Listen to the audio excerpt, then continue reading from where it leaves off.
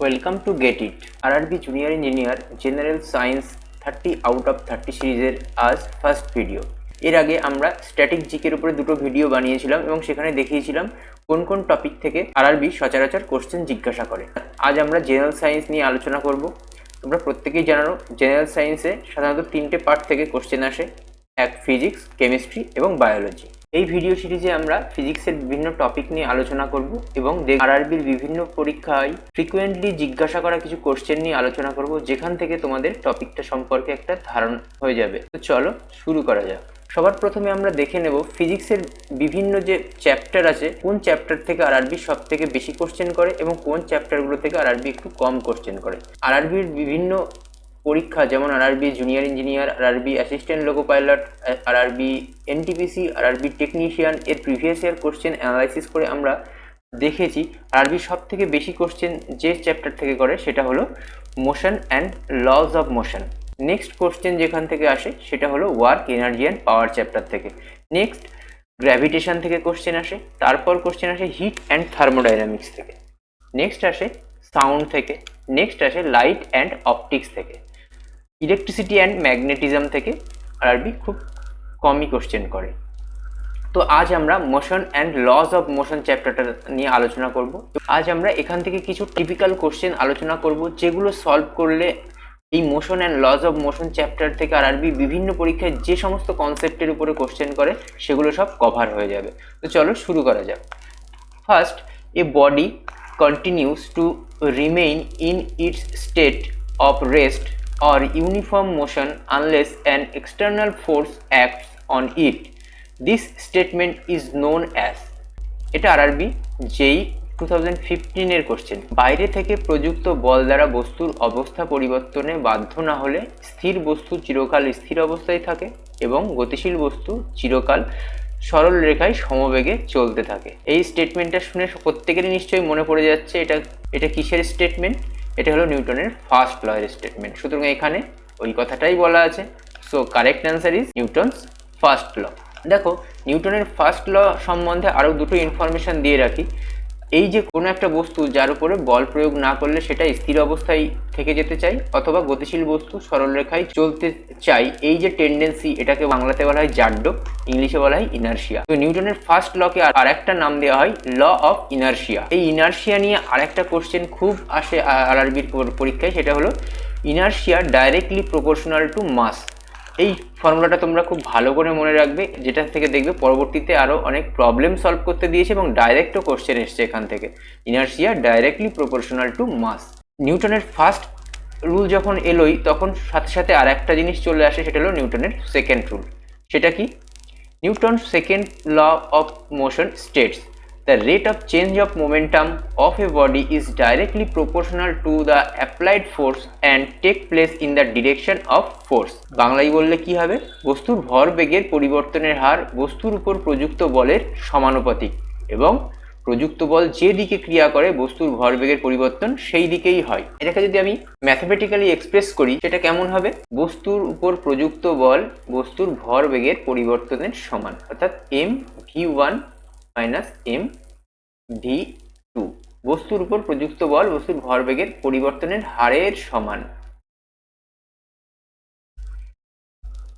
এখান থেকে যদি আমি এমটা কমন নিয়ে নিই, m into v1 minus v2 by t, অর্থাৎ v1 মাইনাস v2 বাই টি করলে কি আসে? বেগের পরিবর্তনের হার। বেগের পরিবর্তনের হারকে আমরা কি বলি? আমরা বলি অ্যাক্সেলারেশন, অর্থাৎ F ইকুয়াল টু ma। তো নিউটনের সেকেন্ড ল থেকে আরেকটা কোশ্চেন আসে যে নিউটনের সেকেন্ড লটা কি ডিফাইন করে? নিউটনের সেকেন্ড ল ডিফাইন করে ফোর্স, এবং এই ফোর্সের ম্যাথমেটিক্যাল এক্সপ্রেশন কি? F equal to ma। এটা খুব ভালো করে মনে রাখবে। নিউটনের সেকেন্ড ল যখন এলো অবশ্যই সঙ্গে সঙ্গে আর একটা আসে, যেটা হলো নিউটনের third law. Newton's third law of motion states for every action there is an equal and opposite reaction. এই স্টেটমেন্টটা থেকেই ইটসেলফ একটা কোশ্চেন এসেছিল, সেটা আরআরবি এনটিপিসি 2019-এ। প্রত্যেক ক্রিয়ার সমান ও বিপরীতমুখী একটা প্রতিক্রিয়া আছে। নিউটনের তিনটে সূত্রই আমাদেরকে ভালো করে জানতে হবে এবং এখান থেকে যে সমস্ত কনসেপচুয়াল ব্যাপারগুলো আছে সেগুলোও আমাদেরকে ভালো করে জেনে রাখতে হবে। যেমন inertia directly proportional to mass, F equal to m a, F equal to m into v1 minus v2 by টি।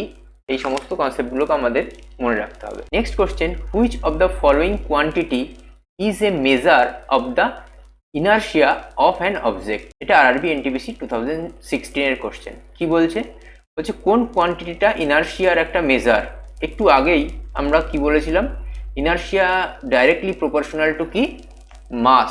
সুতরাং সঠিক অ্যান্সার কি? মাস। ইনার্শিয়াকে মাস দিয়ে এক্সপ্রেস করা হয়। মাস যত বেশি হবে ইনার্শিয়া তত বেশি হবে, মাস যত কম হবে ইনার্শিয়া তত কম হবে। Next question, the SI unit of acceleration, ত্বরণের এসআই ইউনিট কি? এটা RRB ALP assistant loco pilot 2018 এর কোশ্চেন। এটা প্রত্যেকেই আমরা জানি, metre per second square. Next question, what is the force required to produce an acceleration of 1 meter per second square in a body of mass 1 kg?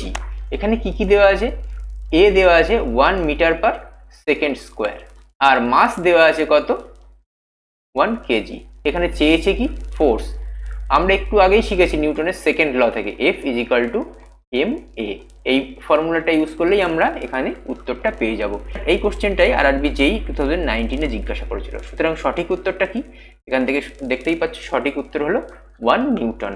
Next question, when two bodies collide the total momentum before and after collision remains the same, this is called. যখন দুটো বস্তুর মধ্যে সংঘর্ষ হয়, তো সংঘর্ষের আগে বস্তু দুটোর যে ভরবেগের সমষ্টি সেটা কার সমান হয়? সংঘর্ষের পরের ভরবেগের সমষ্টির সমান হয়। এই যে স্টেটমেন্ট, এটা কিসের স্টেটমেন্ট? এটা হলো কনজারভেশন অফ মোমেন্টাম থিওরির স্টেটমেন্ট। এটা আরআরবি টেকনিশিয়ান 2018 এর কোশ্চেন। এই কনজারভেশন অফ মোমেন্টাম থিওরিটাকে যদি আমরা ম্যাথমেটিক্যালি এক্সপ্রেস করি, কেমন হবে? m1 v1 is equal two m2 v2। এটা মনে রাখবে, এই ফর্মুলাটা দিয়েও অনেক প্রবলেম সলভ করতে দেয়। তো চলো next, if a car accelerates uniformly from rest to 60 kilometre per hour in 5 second. কি বলছে? একটা কার রেস্টে ছিল, অর্থাৎ প্রাথমিক গতিবেগ কত ছিল? 0, এবং 5 সেকেন্ড সময়ের মধ্যে সে কি করলো? 60 কিলোমিটার পার আওয়ার গতিতে চলে গেল। v2 কত এখানে? 60 কিলোমিটার পার আওয়ার। তো আমাদেরকে অ্যাক্সেলারেশন বের করতে হবে। তো অ্যাক্সেলারেশন মানে আমরা একটু আগেই দেখেছি নিউটনের সেকেন্ড ফর্মুলা থেকে, acceleration equal to v1 minus v2 by t, বেগের পরিবর্তনের হার। তো এই ফর্মুলাটা ইউজ করলে আমরা এই কোশ্চেনটাকে সলভ করতে পারবো। এটা আরআরবি জেই 2017 এর কোশ্চেন। সঠিক উত্তর কি? সঠিক উত্তর হলো 3.33 মিটার পার সেকেন্ড স্কোয়ার। এখানে জাস্ট কি করা হয়েছে? 60 কিমি পার আওয়ারটাকে মিটার পার সেকেন্ডে কনভার্ট করে নেওয়া হয়েছে। তো সঠিক উত্তর হলো 3.3 metre per second square. Next question, a bullet of mass 50 gram is fired from a gun with a velocity of 100 meter per second. The recoil velocity of the gun with a mass of 5 kg. কি দেওয়া আছে এখানে? প্রথমে দেওয়া আছে একটা বুলেটের মাস, আমরা এটাকে mb হিসেবে লিখলাম 50 গ্রাম। আর কি দেওয়া আছে? বুলেটের ভেলোসিটি, আমরা এটাকে vb হিসেবে লিখলাম 100 metre per second. Recoil velocity বলতে বন্দুকটা থেকে গুলিটা ছোড়ার ফলে বন্দুকটা যে পিছন দিকে পিছিয়ে আসে সেটাকে বোঝাচ্ছে। তো বন্দুকটার ওয়েট এখানে দেওয়া আছে, আমরা এটাকে লিখলাম mg গান 5 কেজি। আর কোশ্চেন আস্ক করেছে কি আমাদেরকে? যে রিকয়েল ভেলোসিটি, অর্থাৎ বন্দুকটা কোন গতিতে পিছন দিকে পিছিয়ে আসছে সেটা। আমরা কোন ফর্মুলা ইউজ করতে পারবো? একটু আগেই আমরা দেখেছি, যেটা কিনা ভরবেগের নিত্যতা সূত্র, অর্থাৎ conservation of momentum theory. m1 v1 is equal to m2 v2। এখানে জাস্ট mb গ্রামে আছে, বুলেটের ওয়েটটা গ্রামে আছে, এটাকে আমরা কেজিতে কনভার্ট করে নিতে পারি। দেখো এখানে যেহেতু বুলেটের ওয়েটটা গ্রামে আছে, এটাকে আমরা কি করেছি? কেজিতে কনভার্ট করেছি 1000 দিয়ে ভাগ করে, তার সাথে কি করেছি? 100 গুণ করেছি। কেন? m1 v1, v1টা কত? 100, আর v2 আমাদেরকে বার করতে হবে, আর m2 দেওয়া আছে 5 কেজি। তো এখান থেকে কি আসে? বন্দুকের ভেলোসিটিটা কত হবে? 0.1 metre per second. Next question, if the mass of a body is doubled what happens to its inertia. এটা আরআরবি এনটিপিসি 2015 কোশ্চেন। কোনো একটা বস্তুর মাস যদি ডবল করে দেওয়া হয় তাহলে তার ইনার্শিয়াটা কি হবে। একটু আগেই আমরা পরপর দুটো কোশ্চেন করেছি যে মাসের সঙ্গে ইনার্শিয়ার কি রিলেশন, মাস ডাইরেক্টলি প্রপোর্শনাল ইনার্শিয়া, অর্থাৎ মাস যদি ডবল করে দেওয়া হয় ইনার্শিয়াও অটোমেটিক ডাবল হয়ে যাবে। তো এই কোশ্চেনগুলো তোমরা বুঝতেই পারছো কোন কোন কনসেপ্ট থেকে এই চ্যাপ্টারের কোশ্চেনগুলো আসে। আমি শুধু জাস্ট এক্সাম্পল হিসেবে একটা একটা করে এখানে নিয়ে এসেছি। এই কনসেপ্ট দিয়েই প্রত্যেকটা পরীক্ষাতে কিন্তু আরআরবি কোশ্চেন জিজ্ঞাসা করে। সুতরাং এই কনসেপ্টগুলো তোমরা ভালো করে মাথার মধ্যে নিয়ে নাও। এখান থেকে প্রচুর কোশ্চেন আসে এবং এই কনসেপ্ট দিয়ে একটা কোশ্চেন তোমরা পেয়েই যাবে। তোমরা যদি তোমাদের পরিশ্রমটাকে, তোমাদের প্রিপারেশনটাকে একটা স্ট্রাকচার্ড ওয়েতে একটা টু দ্য পয়েন্ট প্রিপারেশন করতে চাও, তো আমাদের নতুন যে ব্যাচ স্টার্ট হচ্ছে সেটাতে জয়েন করতে পারো। এখানে বেসিক্যালি এসএসসি জেই, আরআরবি জেই এবং আদার যে স্টেট লেভেল এক্সামগুলো হয় সেগুলোকে কভার করা হবে। টেকনিক্যাল এবং non technical both portion cover করা হবে। তোমরা যদি জয়েন করতে চাও তো এই ফোন নাম্বারে কন্ট্যাক্ট করতে পারো। তো চলো দেখে নেওয়া যাক next question. An object moving in a circular path at a constant speed has, এটা আরআরবি এনটিপিসি 2017 কোশ্চেন। কি বলছে, একটা অবজেক্ট যে কিনা একটা সার্কুলার পাথে মুভ করছে উইথ এ কনস্ট্যান্ট স্পিড, মানে প্রত্যেকটা পয়েন্টে কি হচ্ছে, স্পিডটা কনস্ট্যান্ট, প্রত্যেকটা পয়েন্টে গতি সমান কিন্তু ডিরেকশন কিন্তু চেঞ্জ হয়ে যাচ্ছে। এই পয়েন্টেও ডিরেকশন চেঞ্জ হচ্ছে। তো সুতরাং আমরা এখানে একটা এই সমস্ত কোশ্চেনগুলোকে আমরা একটা পদ্ধতিতে সলভ করতে পারি যেটাকে বলা হয় অপশান এলিমিনেশন। ঠিক আছে, ফার্স্ট অপশান কি বলছে, কনস্ট্যান্ট ভেলোসিটি। দেখো ভেলোসিটি কি, একটা ভেক্টর রাশি, এর কি থাকে, এর একটা ভ্যালু থাকে আর একটা ডিরেকশন থাকে। কিন্তু আমরা দেখতে পাচ্ছি প্রত্যেকটা পয়েন্টে ভ্যালু সেম থাকলেও ডিরেকশন কিন্তু চেঞ্জ হয়ে যাচ্ছে। সুতরাং ভেলোসিটিও কি হচ্ছে, চেঞ্জ হয়ে যাচ্ছে, অর্থাৎ এই উত্তরটা হবে না। Option B, constant acceleration itself a vector quantity, সুতরাং অ্যাক্সেলারেশন কখনোই কনস্ট্যান্ট নয়। অপশন পড়ে থাকলো কি, চেঞ্জ ভেলোসিটি, প্রত্যেকটা পয়েন্ট স্পিডের ভ্যালু চেঞ্জ হচ্ছে, ডিরেকশনও চেঞ্জ হচ্ছে, অর্থাৎ ভেলোসিটিও চেঞ্জ হয়ে যাচ্ছে। সঠিক উত্তর কোনটা, changing velocity. Next question, which of the following will not change when a ball is thrown upward. বলছে যখন একটা বলকে উপরের দিকে ছড়ে দেওয়া হয় কোন কোয়ান্টিটিটা চেঞ্জ হয় না। এটা RRB assistant loco pilot 2019 question.